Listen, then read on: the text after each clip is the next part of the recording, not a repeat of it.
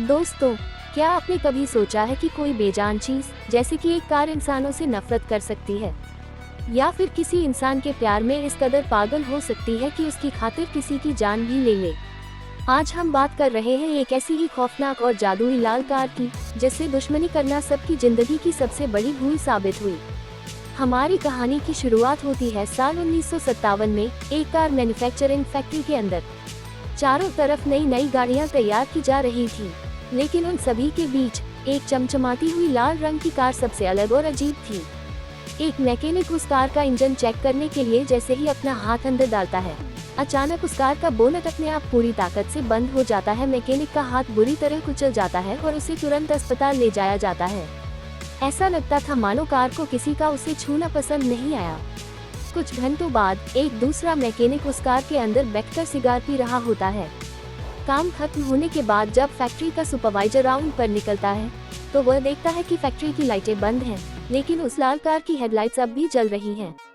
वह हैरान होकर जैसे ही कार का दरवाजा खोलता है, अंदर से उस मैकेनिक की लाश बाहर गिरती है। उसकी मौत कार के अंदर ही दम घुटने से हो चुकी थी। इस रहस्यमयी कार का नाम था क्रिस्टीन। इस रोंगटे खड़े कर देने वाले हादसे को 28 साल बीत चुके हैं। अब कहानी शिफ्ट होती है साल 1985 में। हम मिलते हैं डेनिस नाम के एक लड़के से, जो अपने दोस्त अर्नी के घर पहुंचता है। अर्नी एक बहुत ही सीधा साधा, डरपोक और चश्मा पहनने वाला लड़का था, जो पढ़ाई में तो अच्छा था, लेकिन लोग अक्सर उसका फायदा उठाते थे। वहीं डेनिस उसका बिल्कुल उल्टा, पॉपुलर और कॉन्फिडेंट था। इसके बावजूद दोनों की दोस्ती बहुत पक्की थी। आज उनके कॉलेज का पहला दिन था। स्कूल में एक बेहद खूबसूरत नई लड़की आती है, जिसका नाम था ली। पूरे स्कूल में बस उसी की चर्चा थी, लेकिन अर्नी जैसे लड़कों के लिए ऐसी लड़कियों से बात करना एक सपने जैसा था। स्कूल खत्म होने के बाद जब डेनिस और अर्नी घर लौट रहे होते हैं, तो अर्नी की नज़र सड़क किनारे खड़ी एक पुरानी, खस्ताहाल और कबाड़ हो चुकी लाल कार पर पड़ती है। कार को देखते ही अर्नी के दिमाग में जैसे कुछ होने लगता है। वह एक अजीब सा सम्मोहन महसूस करता है। वह डेनिस को गाड़ी रोकने के लिए कहता है। तभी वहाँ उस कार का मालिक जॉर्ज आता है। जॉर्ज बताता है कि इस कार का नाम क्रिस्टीन है, जो उसके भाई की थी। जॉर्ज इस मनहूस कार से जल्द पीछा छुड़ाना चाहता था, इसलिए वह इसे सिर्फ $50 में बेचने के लिए तैयार हो जाता है। डेनिस अर्नी को बहुत समझाता है कि ये कचरा मत खरीदो, इसमें तुम्हारे सारे पैसे डूब जाएंगे। लेकिन अर्नी जैसे होश खो चुका था। वह बिना सोचे समझे जॉर्ज को पैसे थमा देता है और क्रिस्टीन को खरीद लेता है। जब अर्नी इस टूटी फूटी कार को लेकर घर पहुंचता है, तो उसके माता पिता उस पर बुरी तरह चिल्लाते हैं।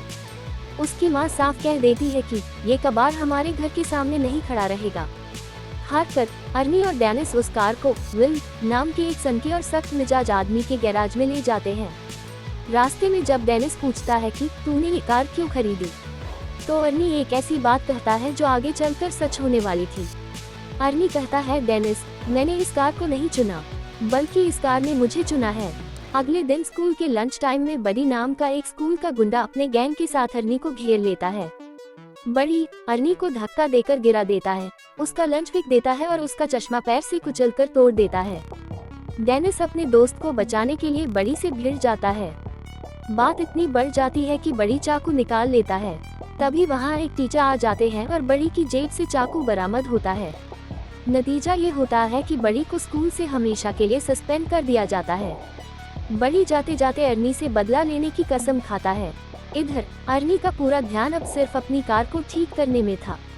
वह दिन रात विल के गैराज में काम करता, पैसे कमाता और क्रिस्टीन के लिए नए पार्ट्स इकट्ठा करता। लेकिन इस दौरान अर्नी के अंदर एक बहुत ही अजीब बदलाव आ रहा था।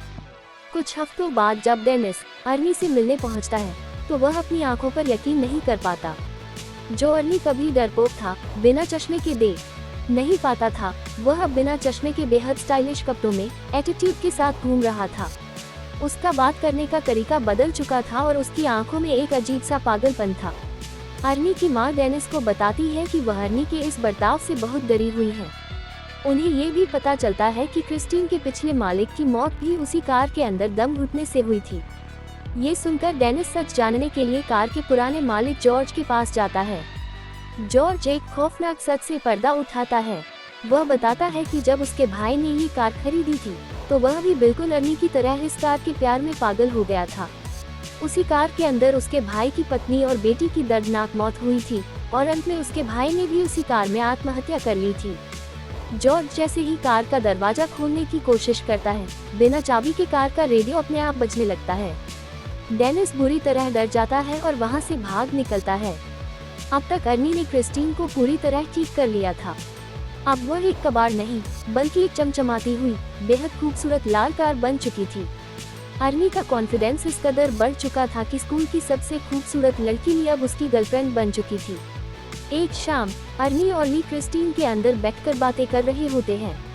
ली को महसूस होता है कि अर्नी उसे उतना प्यार नहीं करता जितना अपनी कार को करता है। वह चिढ़कर कार से बाहर निकल जाती है। अर्नी उसे मनाने बाहर जाता है, लेकिन तभी कार के अंदर कुछ अजीब होता है। कार का रेडियो अपने आप चलने लगता है और डैशबोर्ड से एक तेज डरावनी रोशनी निकलती है। कार के सारे दरवाजे अपने आप लॉक हो जाते हैं। अंदर बैठी ली का दम घुटने लगता है, वह सांस नहीं ले पा रही थी। अर्नी बाहर से दरवाजा पीटने की कोशिश करता है, लेकिन क्रिस्टीन दरवाजा नहीं खोलती। क्रिस्टीन ली से जलती थी क्योंकि वो अर्नी के करीब आ रही थी। एन वक्त पर ली किसी तरह लॉक खोलकर बाहर गिरती है और एक राहगीर उसकी जान बचाता है। ली बुरी तरह डर जाती है और अर्नी से रिश्ता तोड़ लेती है, क्योंकि उसे समझा गया था कि यह कार कोई आम गाड़ी नहीं बल्कि एक जिंदा शैतान है। इधर जो गुंडा बड़ी स्कूल से निकाला गया था, वह अपने दोस्तों के साथ आधी रात को विल के गैराज में घुस जाता है। वे सब मिलकर लोहे की रॉड्स और हथौड़ों से क्रिस्टीन को बेरहमी से तोड़ देते हैं। शीशे चकनाचूर कर देते हैं, बोनट मोड़ देते हैं। क्रिस्टीन फिर से कबाड़ बन जाती है। अगले दिन जब अर्नी अपनी कार की यह हालत देखता है तो उसका दिल टूट जाता है। वह डिप्रेशन और गुस्से में पागल हो जाता है। वह अपने माता पिता पर चिल्लाता है, अपने पिता को पलटकर जवाब देता है और घर छोड़कर गैराज भाग आता है। वह क्रिस्टीन के मलबे के सामने खड़ा होकर रोता है और कहता है, क्रिस्टीन, चाहे कुछ भी हो जाए, मैं हमेशा तुमसे प्यार करूंगा। और तभी एक ऐसा चमत्कार होता है जिसे देखकर किसी के भी रोंगटे खड़े हो जाएं। कार की हेडलाइट्स अपने आप चमकती हैं, इंजन गड़गड़ाता है और कार के टूटे हुए हिस्से, मुड़ा हुआ लोहा और बिखरे हुए शीशे अपने आप सीधे होने लगते हैं। कार खुद को ठीक कर रही थी। कुछ ही मिनटों में क्रिस्टीन बिना किसी मैकेनिक के फिर से बिल्कुल नई जैसी खड़ी हो जाती है। अब बारी थी बदला लेने की। क्रिस्टीन अब अपने दुश्मनों को छोड़ने के मूड में नहीं थी। उसी रात बड़ी का एक साथी माची सड़क पर एक ट्रक लूट रहा होता है। तभी अंधेरे में से क्रिस्टीन की हेडलाइट्स जलती हैं।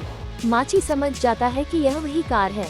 वह माफी मांगने की कोशिश करता है, लेकिन क्रिस्टीन पूरी रफ्तार से उसकी तरफ बढ़ती है।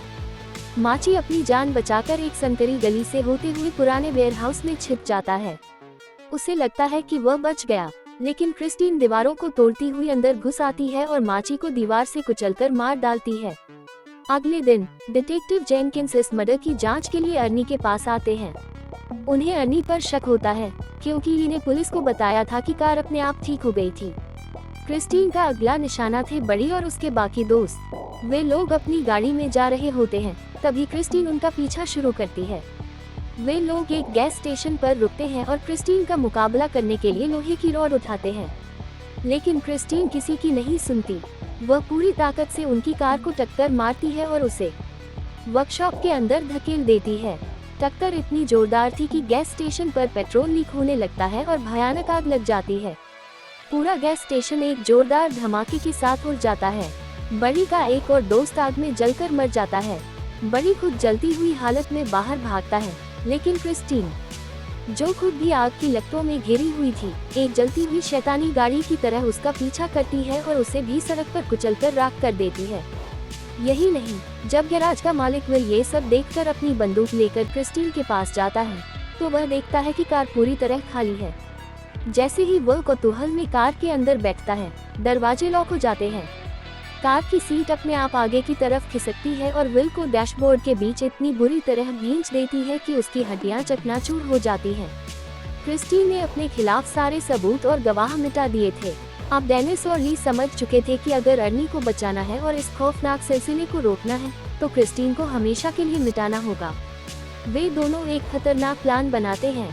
डेनिस क्रिस्टीन के बोनट पर एक नोट छोड़ता है, जिसमें अर्नी को शाम को एक वर्कशॉप में अकेले मिलने के लिए बुलाया जाता है।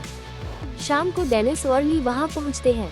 डेनिस वहां खड़े एक विशाल बुलडोजर के अंदर बैठ जाता है, जबकि ली ऑफिस के अंदर छिप जाती है।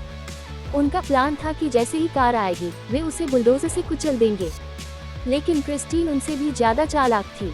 वह पहले से ही वहां अंधेरे में कबाड़ के पीछे छिपी हुई थी। अचानक उसकी हेडलाइट्स ऑन होती है और वह सीधे ली की तरफ झपकती है। ली किसी तरह हवा में लटके एक टायर को पकड़कर बचती है।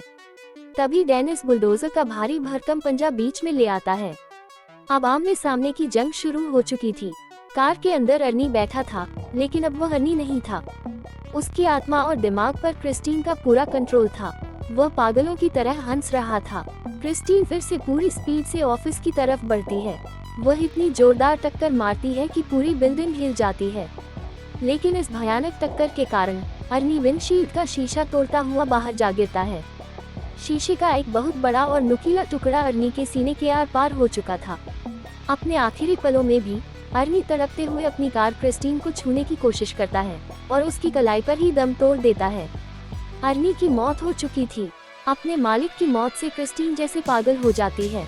वह गुस्से में रिवर्स गियर लगाती है और ली को कुचलने के लिए बढ़ती है, लेकिन इसी मौके का फायदा उठाकर डेनिस अपने बुलडोजर को आगे बढ़ाता है और उसके भारी लोहे के पंजे को क्रिस्टीन के ऊपर दे मारता है। क्रिस्टीन फिर भी पीछे हटती है, खुद को रीजनरेट करने की कोशिश करती है, लेकिन इस बार डेनिस उसे कोई मौका नहीं देता। वह बार बार बुलडोजर के पहियों और पंजे से क्रिस्टीन को तबाह करता जाता है, जब तक कि वह लोहे के एक चपटे टुकड़े में नहीं बदल जाती। आखिरकार क्रिस्टीन का अंत हो जाता है। अगले दिन कबाड़खाने में डिटेक्टिव जेनकिंस, डेनिस और ली मिलते हैं। वहां क्रिस्टीन अब सिर्फ एक कुचला हुआ लोहे का ब्लॉक बन चुकी थी।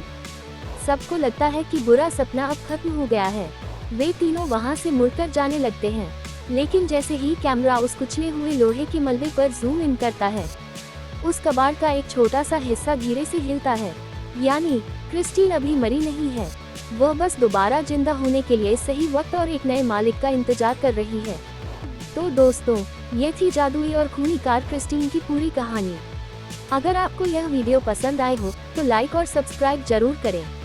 मिलते हैं अगली खौफनाक कहानी में, तब तक के लिए सावधान रहें।